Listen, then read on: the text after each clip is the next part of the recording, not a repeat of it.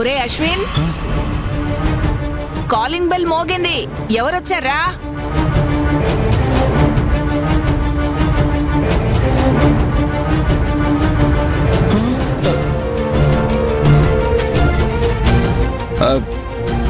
ఎవరి అమ్మాయి? నా ఫ్రెండ్ అమ్మా. వీళ్ళింట్లో అందరూ పెళ్లికి విజయవాడ వెళ్లారు. ఇదింట్లో ఒక్కతే ఉన్నానని చెప్పింది. ఇవాళ ఎలాగో ఉగాది కదా, మన ఇంటికి రమ్మని నేనే ఫోన్ చేసి చెప్పాను. అందుకే వచ్చింది. అవునా? అస్సలాము అలైకుం.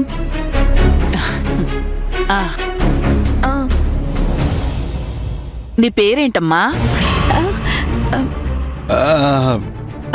పేరు పేరు బాను. భానువా? వీళ్ళకి అలాంటి పేర్లుండవే. అదేనమ్మా, భాను అంటే సైరా భాను అన్నమాట. అవును, సైరా భాను. ఈ అమ్మాయిని అడుగుతుంటే నువ్వు చెప్తున్నావేంట్రా? ఆ అమ్మాయి పేరు నీకెలా తెలుసు? అవును, ఎలా తెలుసు? ఎలా తెలుసు?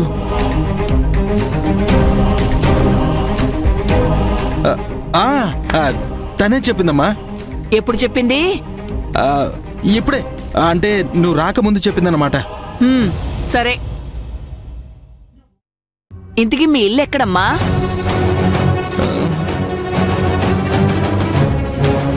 సుల్తాన్ బజార్ అమ్మా. ఓ అవునా? ఒరే అశ్విన్, మీ నాన్నకి బాగా పరిచయం ఉన్న ఇద్దరు సుల్తాన్ బజార్లోనే ఉంటారా? వాళ్ళది లెదర్ వ్యాపారం. మీ నాన్నగారి పేరేంటమ్మా? షోయబ్ మాలిక్ అమ్మా. ఇది కూడా నేను రాకముందే చెప్పిందా? ఏమ్మా, మీ అమ్మగారి పేరేంటి? ఇది కూడా అడగాల అమ్మా. నాన్న పేరు షోయబ్ మాలిక్ అయితే అమ్మ పేరు ఏమవుతుంది? సానియా మీర్జా. వీళ్ళ తాత పేరు వసీం అక్రమా? అవునమ్మా. ఏంటే, ఆటలుగా ఉందా? అదేం కాదమ్మా, నిజంగానే వీళ్ళ కుటుంబంలో వాళ్ళకు సినిమాలన్నా స్పోర్ట్స్ అన్నా చాలా ఇష్టం. అందుకని ఇలాంటి పేర్లు పెట్టుకున్నారు. జీజీ. సర్లే. అవునమ్మా, షకీలా బాను. అమ్మా, షకీలా బాను కాదమ్మా, సైరా బాను. సర్లేరా, ఏదో ఒక బాను. ఏమ్మా, ఇంట్లో వాళ్ళకి చెప్పే వచ్చావా? చెప్పే వచ్చాను ఆంటీ. వాళ్ళందరూ పెళ్లికి వెళ్లారు, నేను ఇలా వచ్చాను. ఈ గొంతు ఎక్కడో విన్నట్టుందిరా.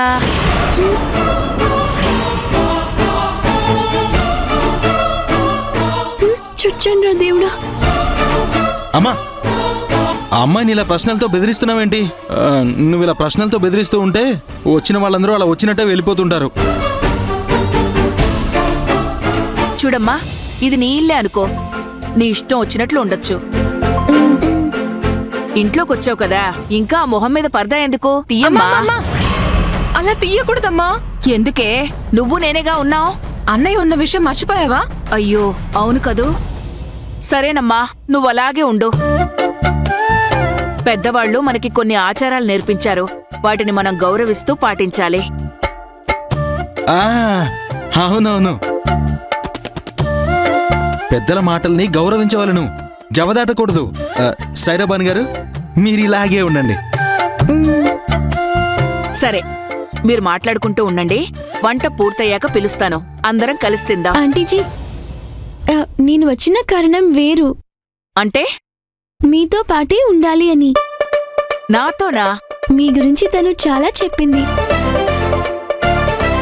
అది విన్న దగ్గర నుంచి మిమ్మల్ని చూడాలి అనిపించింది.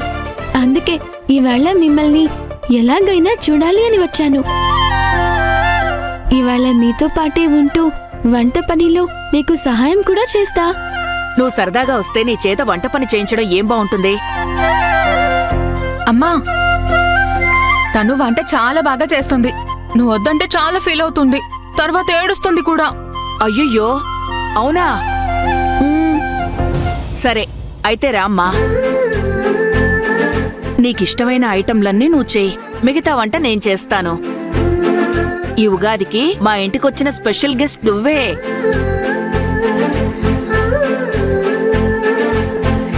ఒసేయ్ చూడవే, ఈ అమ్మాయిని చూసి నేర్చుకో.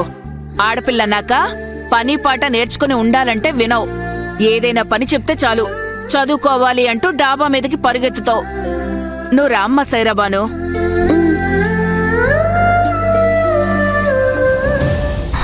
అమ్మయ్యా. ప్లాన్ ఎలా ఉంది బ్రో? హే, నేను మేనేజ్ చేయకపోతే అప్పుడు ఉండేది. నీకు తనకు, మీ ఇద్దరితో పాటు నాకు.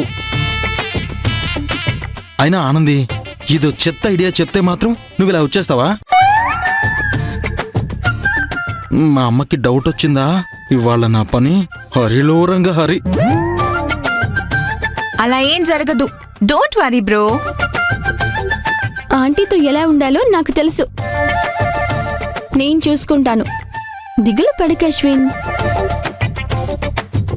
హే, అయ్యయ్యో దేవుడా, ఈ కొత్త సంవత్సరం ప్రారంభంలోనే నాకు ఇలా ట్విస్ట్ ఇచ్చావంటే ఈ సంవత్సరం పొడవునా నా రాశి ఫలాల్లో ఇంకెన్ని ట్విస్టులున్నాయో.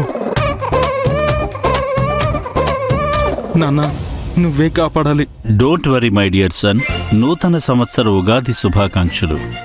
థ్యాంక్ యూ నాన్న.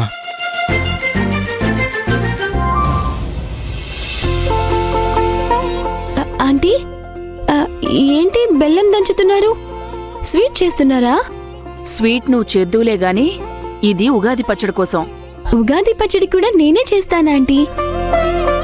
ఉగాది పచ్చడి చేయడం నీకొచ్చా? ఓ, చాలా బాగా వచ్చు. మా ముత్యాల నేర్పిందిగా. ఓహో,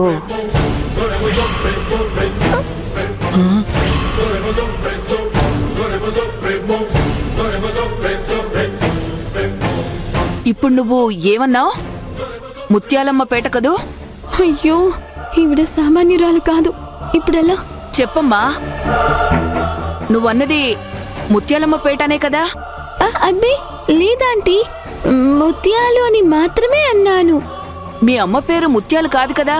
ఆ ముత్యాలు మా పక్కింటోళ్ళ కోడలు.